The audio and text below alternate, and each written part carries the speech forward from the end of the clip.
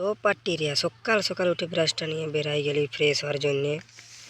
আসে করে হালকা করে আমার কলাটা খাইয়ে নিলি।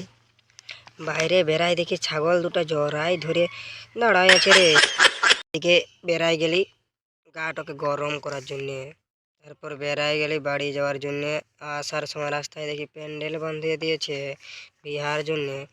বিয়ার ব্লগটা আসবে পরে। যাই হোক বাড়ি আসছে টুকু চা আর রুটিটা খাইয়ে বাইরে গেলে ঘুরতে যাব বলে বাইকটা নিয়ে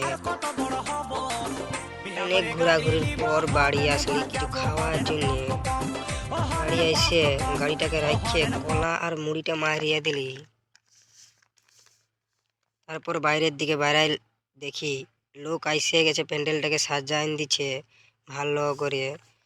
তারপর বাড়ি এসে বসেছি, অমনি দিয়ে দিল আমাকে এত সুন্দর একটা কাজ। তো পাটিরিয়া আজকের মতো এখানেই। লাইক কমেন্ট সাবস্ক্রাইব করো সবাই। দেখা হচ্ছে নেক্সট ব্লগে। টাটা।